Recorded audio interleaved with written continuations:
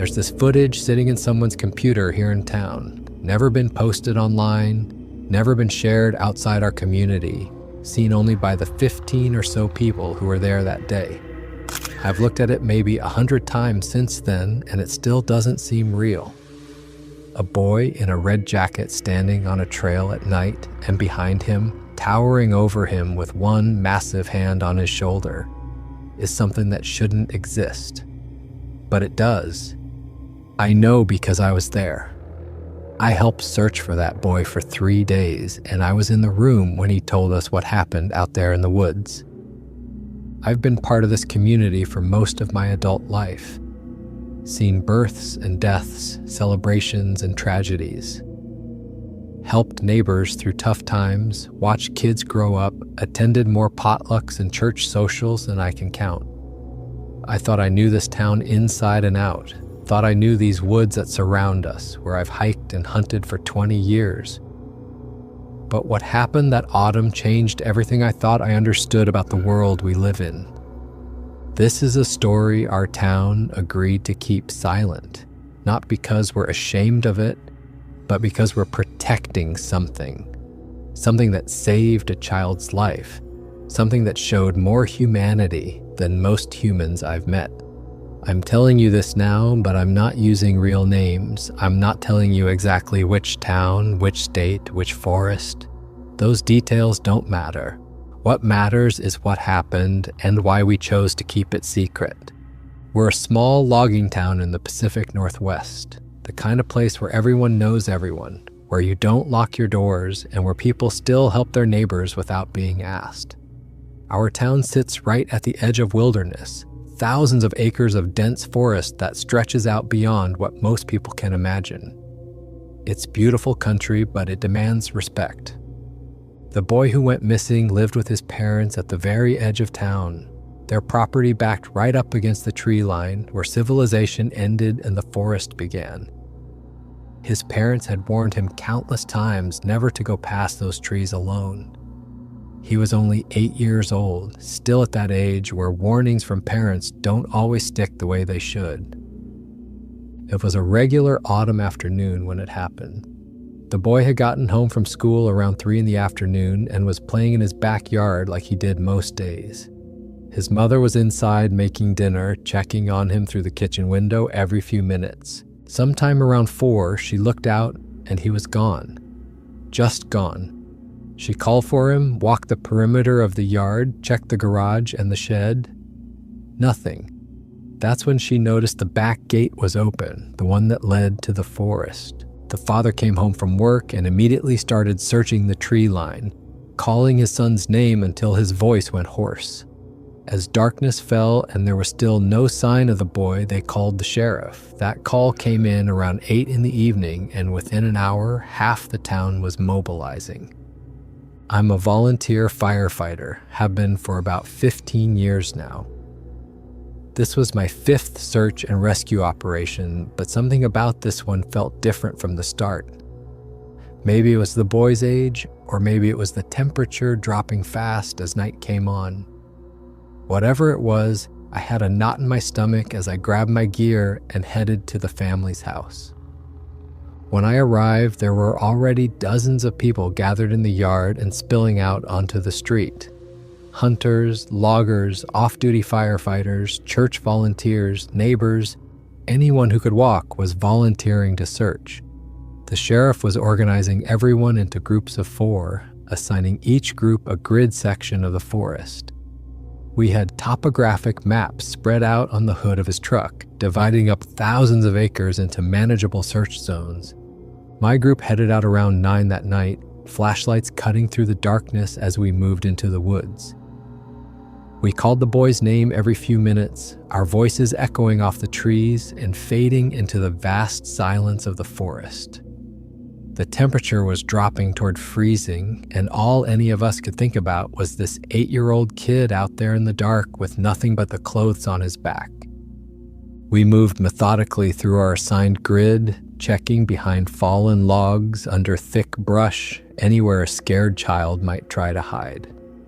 Every time we saw a dark shape in the distance, our hearts would jump, hoping it was him.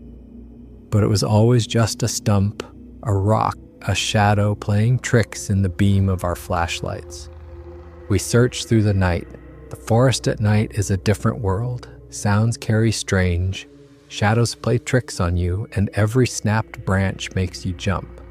We found a shoe print near a creek bed about half a mile in, small enough that it had to be the boys. But after that, the trail went completely cold. It was like he'd just vanished. Dawn broke around 6 the next morning, gray and cold. We'd been searching for 9 hours straight and had nothing to show for it but exhaustion and growing fear. Back at the house, the mother had stayed up all night, sitting by the window and watching for any sign of her son. The father had searched until he literally collapsed from exhaustion around 4 in the morning, and some of the other volunteers had to help him back to the house. The community stepped up the way small towns do. People brought food, thermoses of coffee, blankets. The house became a command center with maps on every available surface and a constant stream of volunteers coming and going. We hadn't called in outside help yet. Our town has always handled its own problems when possible. But as that first day wore on with no sign of the boy, we knew that might have to change. The second day, we expanded the search radius to 2 miles. More volunteers arrived from neighboring areas, swelling our numbers to over 100 people. Someone brought in tracking dogs from a farm about 20 miles away. We were hopeful. Dogs can pick up scents that humans miss, can track someone through terrain that seems impossible. The dogs picked up the boy's scent right away, following it from the backyard into the woods. They tracked it to the same creek bed where we'd found the shoe print, and then the scent led them up toward a rocky area with a lot of fallen trees. But then something strange happened. The dogs started acting spooked. They whined, pulled back on their leads, refused to keep going forward. Their handlers had never seen them act like that before. These were experienced tracking dogs that had found lost hikers and children before. One handler mentioned that his dog was acting the way it did around bears, but that didn't make sense. It was November, wrong time of year for bears to be aggressive. They should have been preparing for hibernation, not stalking around scaring tracking dogs. But whatever the reason, the dogs wouldn't track any further in that direction. My group spent the day searching steep ravines, checking under fallen logs, calling out constantly. Late in the afternoon, the weather turned. Cold rain started falling, the kind of rain that soaks through your clothes in minutes and chills you to the bone. If the boy was out there, he was now wet and hypothermic. Our spirits sank with every hour that passed. That evening, back at the house, the mood was grim. The mother was barely holding herself together. The father just kept repeating the same thing over and over. He knew better. He knew not to go in there. We agreed to continue searching through the second night, but I could see in people's faces that hope was starting to fade. An 8-year-old in freezing temperatures, possibly injured, definitely scared.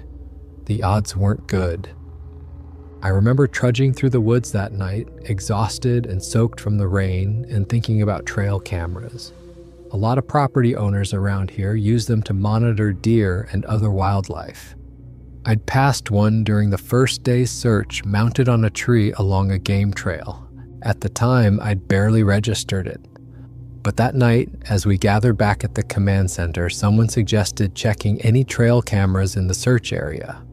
It was a long shot. The cameras only trigger when something moves past them, and the odds of the boy happening to walk by one seemed slim. But we were running out of ideas. Morning of the third day brought fog so thick you could barely see 20 feet ahead. The forest was eerily quiet, muffled by the dense white air. We were well past the point of hoping to find the boy alive. Now we were looking for a body, trying to at least give the family closure and a chance to bury their son. Nobody said it out loud, but we all knew. Around noon, a local hunter we all knew burst into the command center. His name was Jim, a quiet guy in his 50s who'd been helping with the search. But when he came through that door, his face was completely white and his hands were shaking. He pulled the sheriff aside, spoke in a low, urgent voice, then pulled a few of us into the back bedroom, me, 2 other search leaders, and the sheriff. Jim's hands were trembling so bad he could barely open his laptop. He said he'd checked his trail camera that morning. The camera was positioned on a game trail about 2 miles northeast of where we'd last found the boys' tracks. Most of the photos were the usual: empty trail, a couple of deer, nothing out of the ordinary. Then he pulled up one photo and the room went completely silent. The timestamp said it was taken 2 nights ago, around 9 in the evening. The infrared gave the image that greenish glow that trail cameras have at night. The photo showed a dirt trail cutting through dense forest, and right in the center of the frame was the boy. I recognized his red jacket immediately, the same one his mother had described. He was standing there in his light-colored pants, clear as day. But he wasn't alone. Towering behind him, easily 8 or 9 feet tall, was a creature, covered in dark fur, massive shoulders, long arms. It stood upright like a human, but the proportions were all wrong. Too tall, too broad, arms too long, and one of its huge hands rested on the boy's shoulder. The photo was grainy from the infrared, but it was clear enough. This wasn't a blur, wasn't a shadow, wasn't a trick of the light. This was a Bigfoot standing next to an 8-year-old boy on a forest trail at night. The creature's face was visible, wide, flat, with features that were almost human, but not quite. Its eyes seemed to be looking forward, down the trail, like it was leading the boy somewhere. Nobody spoke for a long time. We just stared at the screen. Finally, the sheriff found his voice and asked what the rest of us were thinking. What in God's name is that? Jim explained the camera's position, confirmed it was taken 48 hours ago.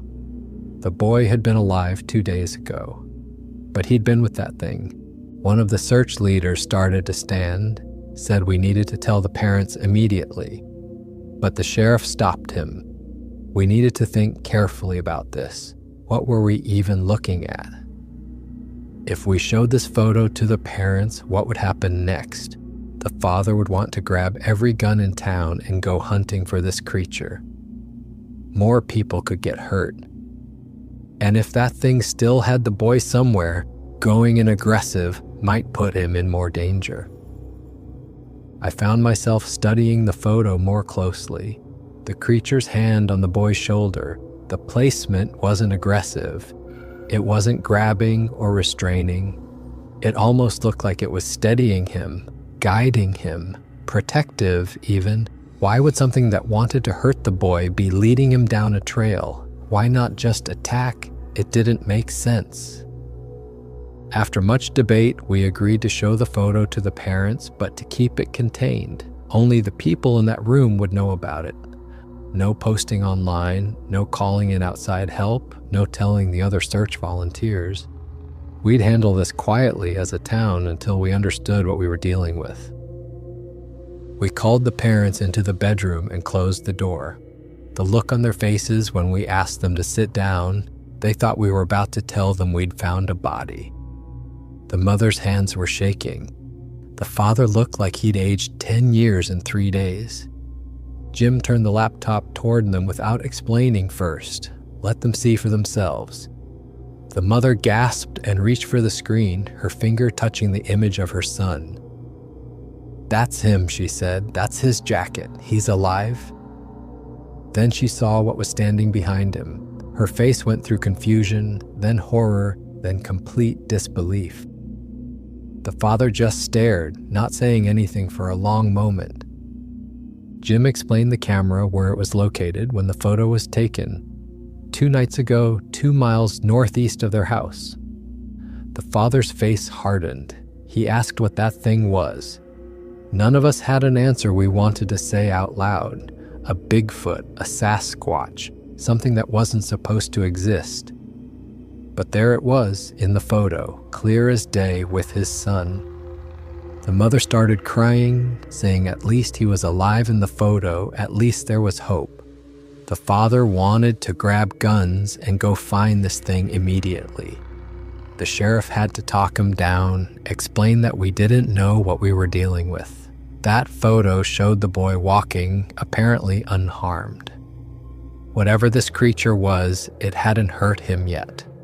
Going in with weapons might change that. The father reluctantly agreed to wait, but he wanted to search that specific area immediately. We all agreed, small group, no weapons unless absolutely necessary, focus on finding any sign of the boy. And we'd keep the photo private, just the people in this room. The mother asked why we needed to keep it secret. The sheriff explained carefully. If this photo got out, we'd have every Bigfoot hunter and thrill seeker in the country descending on our town.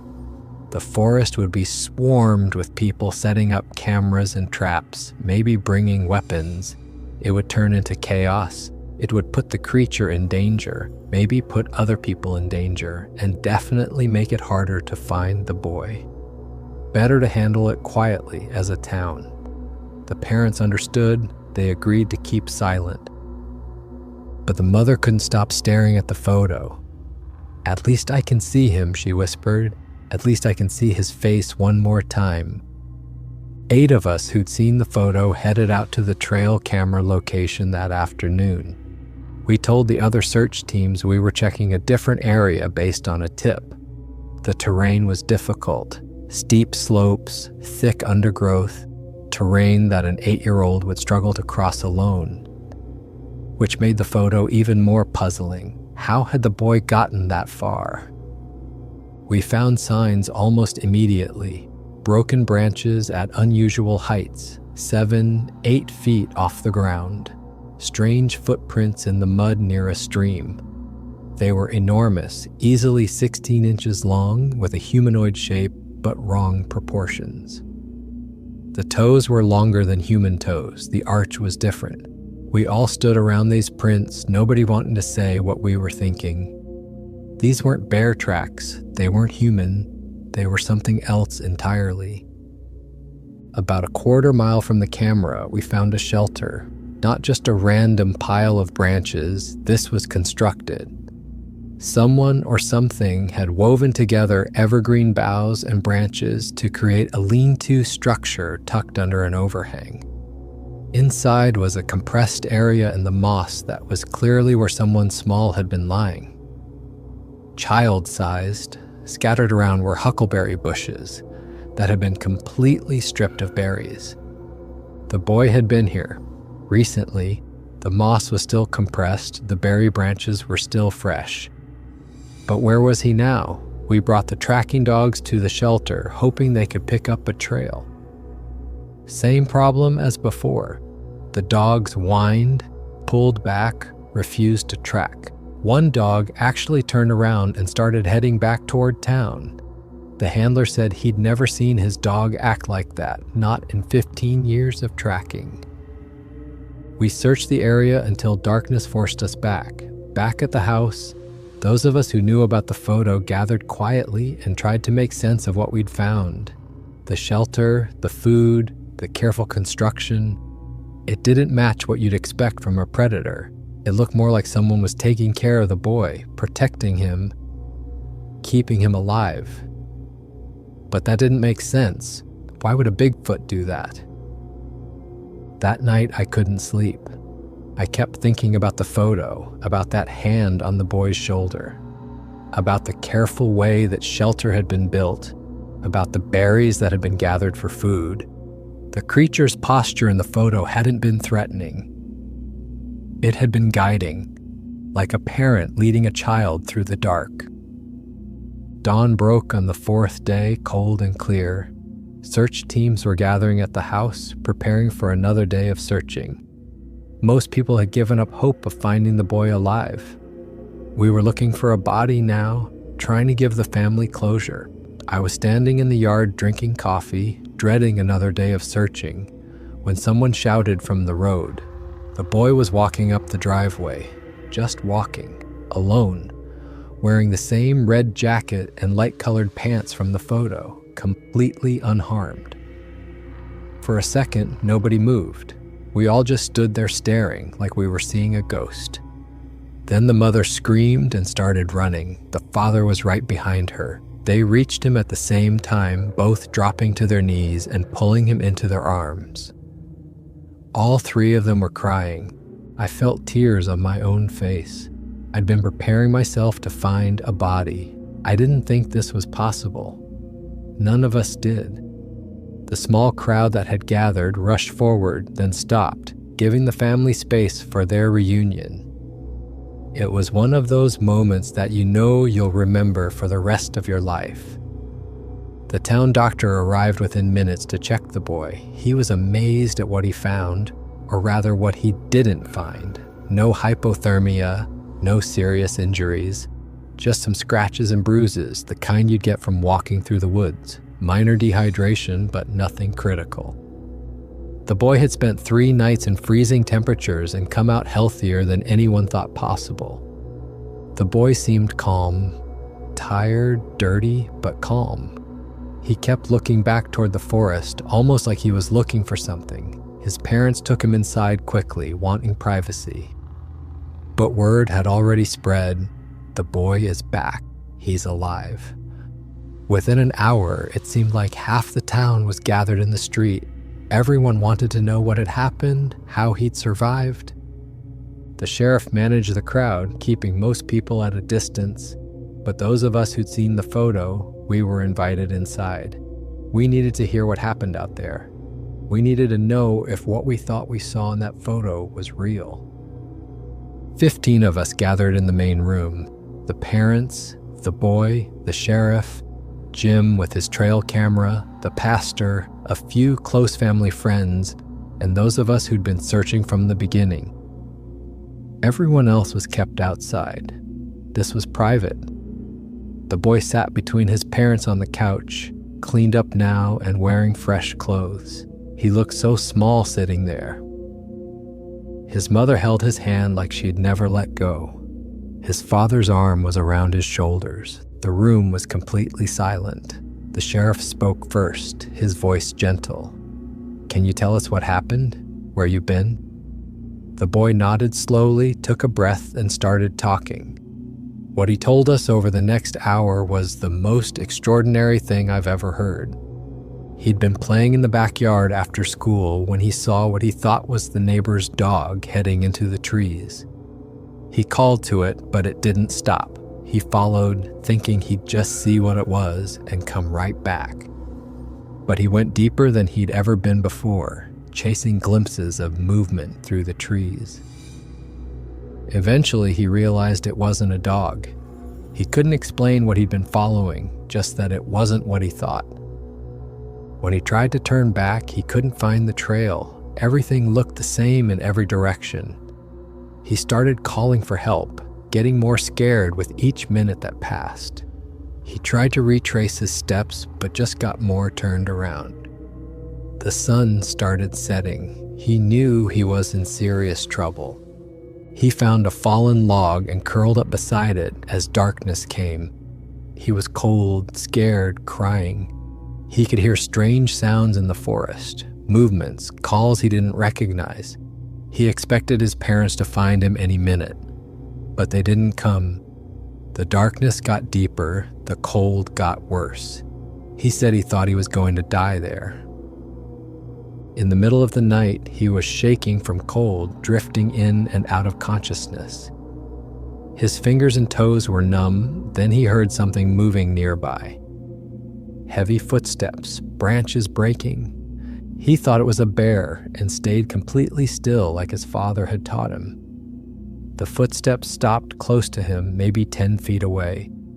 Then he felt something warm being draped over him. Moss, branches, soft material. Something was covering him up, making him warm. He was too scared to look, kept his eyes squeezed shut. But the cold started to fade. Warmth seeped in. He fell asleep from pure exhaustion. When he woke at dawn, he was under a thick layer of branches, moss, and evergreen boughs, like a blanket, carefully placed. He got up slowly and looked around. That's when he saw the massive footprints in the dirt all around where he'd been sleeping. He followed them with his eyes and saw it. The Bigfoot standing about 30 feet away, watching him. The father interrupted here, asked what it looked like. The boy described a creature as tall as 2 men stacked on top of each other, covered in dark brown fur. The face was like a person's, but different, wider, flatter, with a prominent brow. The eyes were brown and looking right at him. The room was completely silent as he spoke. We were hearing a description that matched the creature in the photo perfectly. The creature didn't move at first, just watched. It made a low rumbling sound, not a growl, not threatening, almost like it was asking a question. Then the boy noticed it was holding something, a thick branch covered in berries. The creature set the branch down carefully and backed away a few steps. The boy was starving. He hadn't eaten since lunch the day before. He stared at the berries, then at the creature. Slowly he stood up, legs shaking, and took a step toward the berries. The Bigfoot didn't move, just watched. The boy picked a berry and ate it. The creature made a different sound, a satisfied grunt. The boy ate handful after handful while the Bigfoot watched from a distance, never coming closer.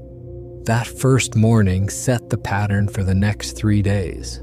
The boy tried calling for help after eating, but his voice was hoarse and weak. The Bigfoot didn't react to his yelling.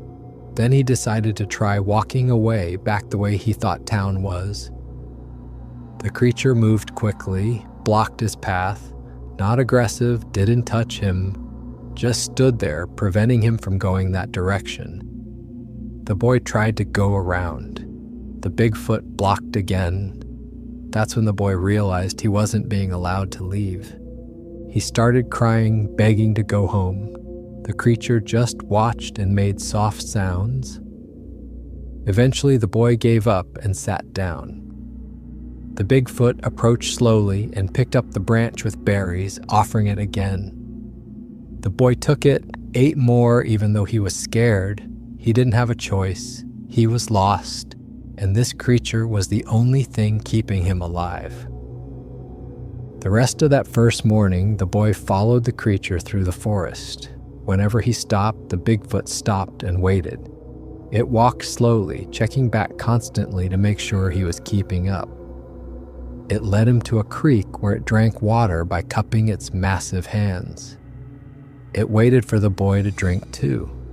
Then it showed him which plants to eat, berries, roots it dug up with its strong fingers. The boy realized the creature was teaching him, showing him how to find food, how to survive out there. By afternoon, the boy was exhausted. His legs were trembling. He could barely take another step. The Bigfoot seemed to notice. It made a gesture, patted its own back, then pointed to the boy. He didn't understand at first. The creature knelt down and patted its back again. That's when the boy realized it wanted him to climb on. He was too tired to be scared anymore. He climbed onto the Bigfoot's back and held onto the thick fur. The creature stood up easily, like the boy weighed nothing. It carried him for hours through terrain the boy never could have crossed alone, over fallen trees, up steep slopes, through dense undergrowth. The boy held on tight, felt the creature's warmth, heard its breathing. Eventually, they reached a sheltered area near a cliff face. The boy saw this was where the Bigfoot lived. There was a sleeping area made of moss and branches, stored food, nuts, dried berries, mushrooms, and some old bones from previous meals. The creature set him down gently and made another bed of moss, this one smaller, clearly for the boy. It covered him with evergreen branches. The boy fell asleep almost immediately. The last thing he remembered was the Bigfoot sitting nearby, watching over him. The mother was crying quietly as he told this part. The father asked again if the creature had ever tried to hurt him. The boy shook his head firmly. Never. The second day started the same way. The boy woke to find the Bigfoot sitting nearby. It had already gathered food, berries, nuts, mushrooms, roots, piles of it, more than the boy could eat. He sat up and ate some, then without thinking, he did something that seemed to surprise the creature. He offered a handful back to the Bigfoot. It made a pleased sound and took the food gently from his hand. They ate together in silence. The boy tried talking to the Bigfoot, explaining he needed to go home. He pointed in different directions, said words like home, mom, dad, family. The creature watched him closely, but didn't seem to understand the words. It just tilted its head, listening. When the boy started crying for his parents, the Bigfoot made soft cooing sounds, almost like it understood sadness, even if not the words. It sat closer to the boy, not touching, just present. Around midday, rain started, cold, steady rain. The Bigfoot quickly pulled the boy under the cliff overhang and shielded him with its body. The boy pressed against the creature's side, staying dry and warm. He noticed the Bigfoot smelled like the forest, pine needles, earth, moss. Not a bad smell, just different. And the creature was incredibly warm, like sitting next to a fire. The rain continued for hours. The boy fell asleep against the Bigfoot's leg, exhausted from crying. When he woke, the rain had stopped. The creature led him on another walk through the forest, this time to a meadow with late wildflowers and butterflies. The Bigfoot sat on a log and let the boy explore the clearing. He watched butterflies for a while, almost forgot where he was. Then he remembered his parents and started crying again. The Bigfoot came over and sat beside him. It made a low humming sound, steady and rhythmic, almost like a lullaby. The boy leaned against the creature and closed his eyes. Someone in the room asked if he was scared it would hurt him. The boy thought about this. At first, yes, but then it was gentle. It never hurt him, never got angry, just took care of him. As the sun started to set on the second day, the Bigfoot led the boy back through the forest. It took a different route this time, along a clear game trail. The boy was getting better at walking, not as tired as before.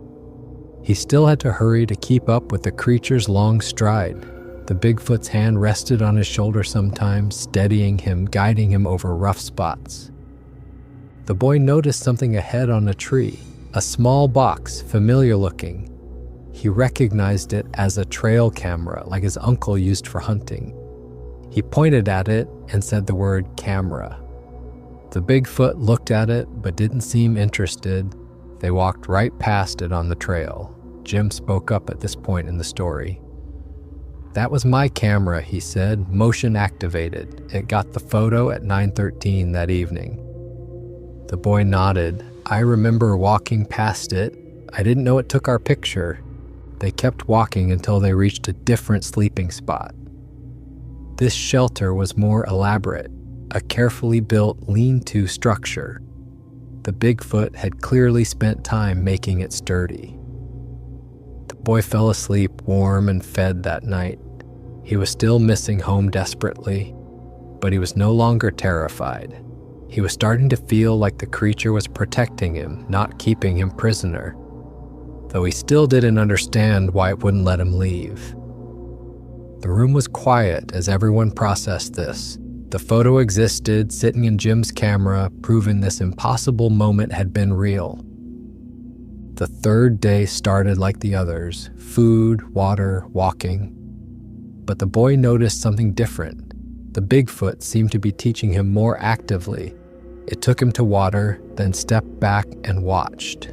Made him get the water himself, drink on his own. Same with food. It showed him where berries were, but made him pick them. Showed him how to dig for roots, then made him try. The boy realized the creature was teaching him to survive without help, like it was preparing him for something. That afternoon, they returned to the original shelter near the cliff.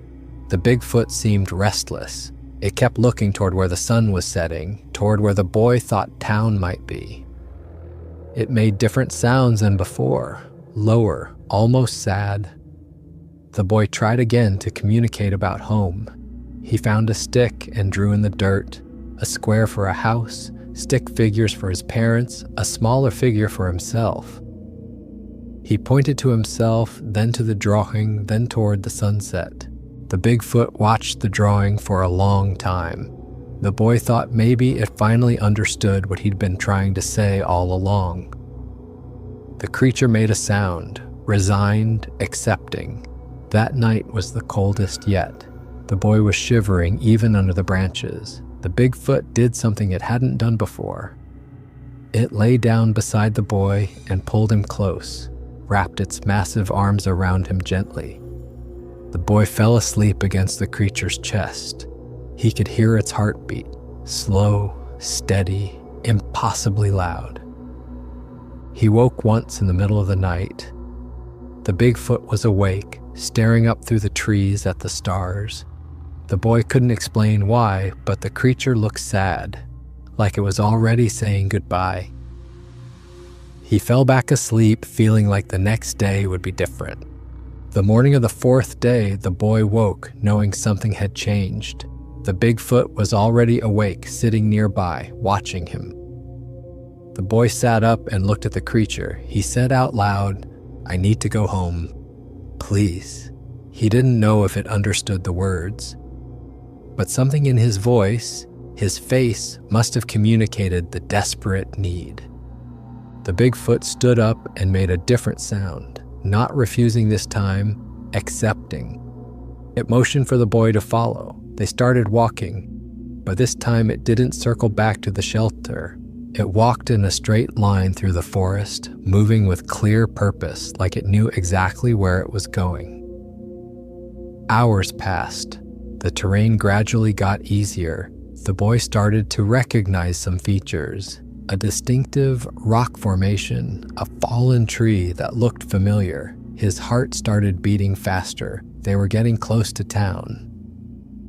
Late morning, the boy saw something through the trees. A logging road, the one his father drove on.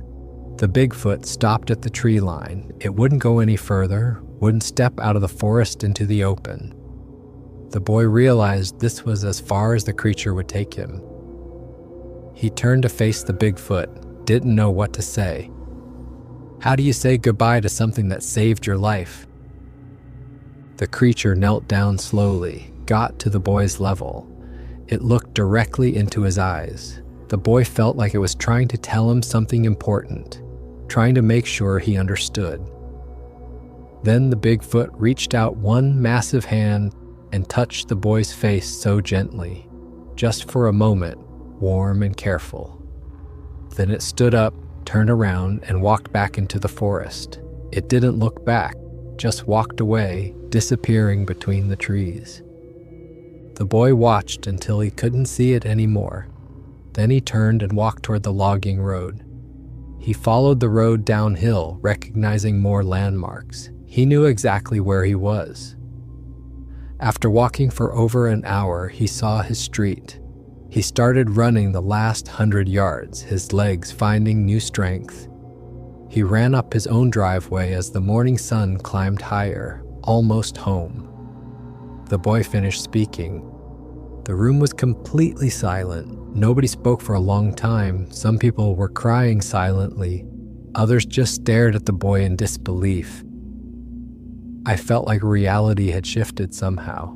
The story was impossible, but the boy's conviction made it real.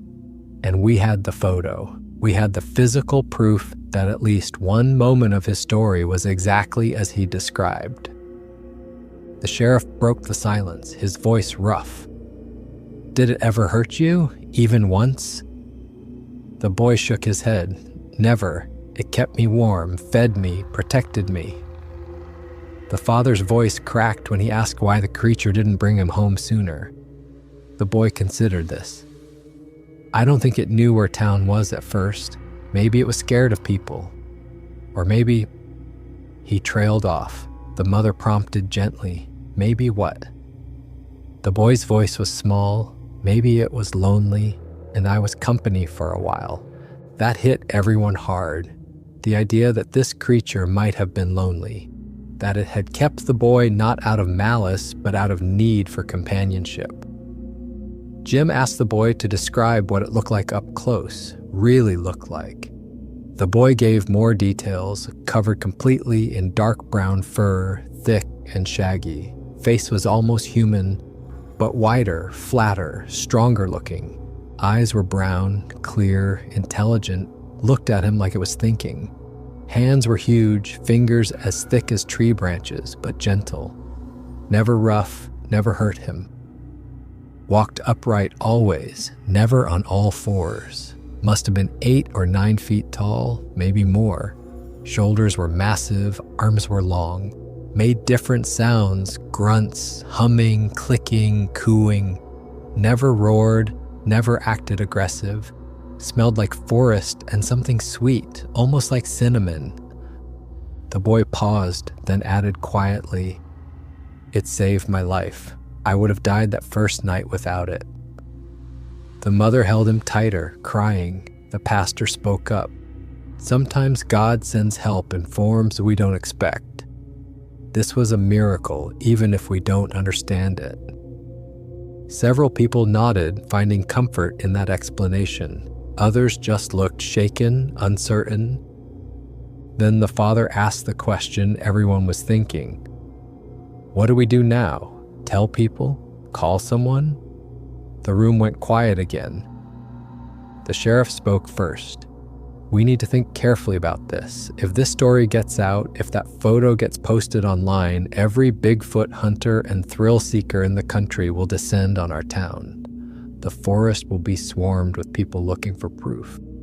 Cameras, traps, maybe guns. It could put the creature in danger, could put other people in danger, could turn our quiet town into a circus." Jim nodded. "My trail camera photo is the only proof. If I never share it, it doesn't exist outside this room." One of the search leaders argued back. "But shouldn't people know? Shouldn't the world know something like this exists?" I found myself speaking up. That creature brought the boy home safe. Didn't hurt him, didn't harm anyone.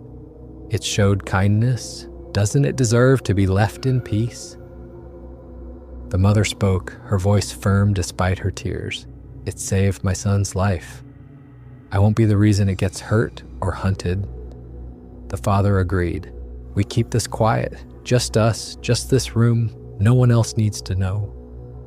We went around the room, each person agreeing. No posting the photo online, no calling news stations, no telling anyone outside our small town. The story stays here, with us. The pastor added his thoughts. "Some miracles aren't meant to be proven, they're meant to be lived and remembered." The boy spoke up, quiet but certain. "It trusted me. I won't break that trust. Everyone in that room made a promise that day, a promise we've kept for years now. The photo stays hidden. The story stays private. Only those of us who were there know the truth. We told the rest of the town a simpler story. The boy got lost, found shelter, survived on berries and creek water. Amazing resilience for an 8-year-old. Incredible luck. The town doctor confirmed the boy was remarkably healthy for what he'd supposedly been through. But people were so relieved he was alive that they didn't question it too hard.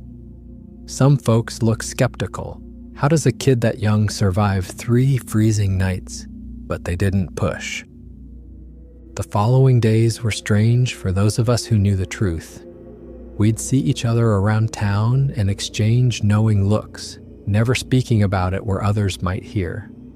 The boy went back to school after a few days of rest and became a local hero, the kid who survived the impossible. His classmates asked questions, his teachers treated him gently. He told the same simple story over and over, never mentioning the Bigfoot. I'd see him sometimes during recess, staring out at the forest, wondering maybe if it was out there watching. Jim kept the trail camera photo on his computer. Encrypted file, password protected. He showed it to no one else, but he couldn't bring himself to delete it. Sometimes he'd look at it late at night, still unable to believe what it showed. The mother struggled the most with keeping silent. She wanted to shout from the rooftops that her son had been saved by something miraculous. But she knew she couldn't, knew it would put the creature in danger. The father processed it differently. He taught the boy more wilderness survival skills, like he was preparing him in case it ever happened again. Even though they both knew the Bigfoot had been a better teacher than he could ever be.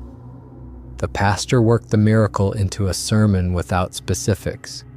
He talked about mysterious ways, unexpected guardians, faith in what we don't understand.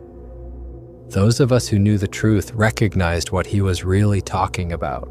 Everyone else just thought it was a good sermon. I can't stop thinking about those 3 days. I was out there searching desperately, walking through areas where the boy was sheltered. I never saw a sign, never heard a sound. Whatever that creature was, it was deliberate, careful. It kept the boy hidden from dozens of searchers while keeping him alive. That takes intelligence. That takes planning. I go into the forest differently now, more aware, more watchful. There's a sense that I'm not alone even when I appear to be.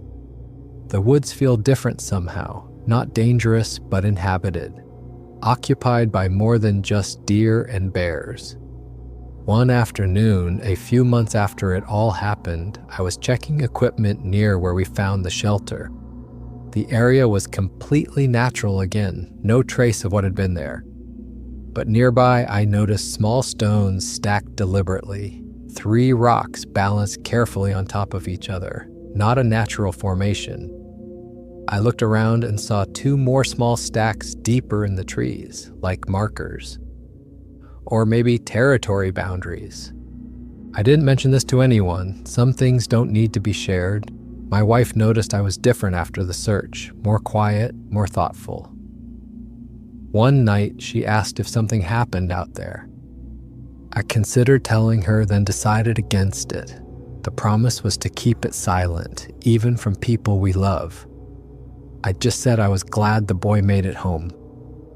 She accepted that, didn't push. But I carry the weight of knowing. The town doesn't know the truth, but something shifted anyway. Maybe it's just relief that the boy survived. Or maybe some people sense there's more to the story than they're being told. Hunters became more cautious that season. Not scared exactly, but more respectful. More than one mentioned hearing strange sounds in the woods, seeing movements they couldn't explain. But it was all just whispers, speculation, nothing concrete. Parents became stricter about children playing near the woods. Not just the boy's parents, all parents. There was a collective sense that the forest isn't a playground, that it should be respected, given space. The boy's family installed a tall fence around their property. The father told neighbors it was for peace of mind, but the boy told his mother privately that the Bigfoot wouldn't come back. He said it had completed what it meant to do. Whatever reason it had for keeping him, that reason ended when it brought him home. Logging crews reported some areas of the forest felt off limits somehow. Not dangerous, just like they shouldn't be there. A few sites got quietly abandoned without clear explanation. Hunters noticed certain areas where game seemed to avoid, dead zones where even deer didn't go. No one made a big deal of it. They just quietly adjusted their routes, respected the boundaries that seemed to exist. The boy is a teenager now, well-adjusted, normal life. He still lives in town, never tried to leave. He remembers everything clearly from those 3 days, never changed his story to those of us who know the truth. Never told anyone new. He keeps the secret as faithfully as the adults who heard it first. Sometimes he hikes near where he was found. His parents worry but don't stop him. He never sees the Bigfoot again. He says he doesn't expect to, but sometimes he leaves things at the forest edge. Food, small gifts. They're always gone the next time he checks. Could be animals, could be something else. He doesn't need to know which. The gesture is what matters. One of the search leaders who knew the truth died a few years back. Before he passed, he made everyone promise again to keep the secret. He said it was the most important thing he'd ever kept silent about. Everyone renewed their promise. Jim eventually passed the trail camera photo to the sheriff, told him if anything happens to him, the sheriff should decide what to do with it. The sheriff locked it in his personal safe at home. Never showed it to anyone. When he retires, he'll pass it to the next sheriff with the same instructions. The photo has become an unofficial legacy, passed down quietly. Proof of something extraordinary that no one outside our town can ever know about. I still go out for search and rescue, still volunteer when someone goes missing, still hunt in season. But I'm different now, always watching the shadows more carefully, always aware that something else is out there, something intelligent, something kind, something that chose to save a child instead of harming him. That photo sits in a safe somewhere in town, never posted online, never shared with anyone outside our community, just existing as proof for the few who need it. I think about the Bigfoot often, wonder if it's still out there, still watching. Wonder if it remembers the boy. I hope it does. I hope it knows the boy is safe and grown. Sometimes on quiet days in the forest, I feel watched, not threatened, just observed. I don't try to see what's watching. I just acknowledge it silently and move on. Some mysteries don't need solving. Some truths don't need proving. The boy survived. That's what matters. How he survived is a gift, a secret, a miracle, one our small town will carry forever, never speaking it aloud to outsiders, but never forgetting it either. That trail camera photo showed an impossible moment. A small boy in a red jacket and a massive creature walking together through the dark. The creature's hand on his shoulder, guiding, protecting.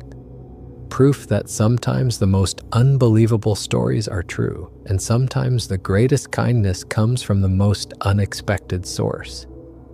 I don't know what the Bigfoot was. Don't need scientific classification or explanation. Just know it was real and it was good. And that's enough. Sometimes I stand alone in the forest where the boy's shelter once was. Those small stacked stones are still there, undisturbed. I speak quietly to the empty woods, just 2 words, thank you. Not knowing if anything hears me, not needing to know, just grateful that years ago something heard a child crying in the dark and chose compassion over indifference, chose to save instead of harm. And then, when the time was right, chose to let him go home. That's the story, that's the secret, that's the truth our town will keep forever. For more interesting stories, check this out.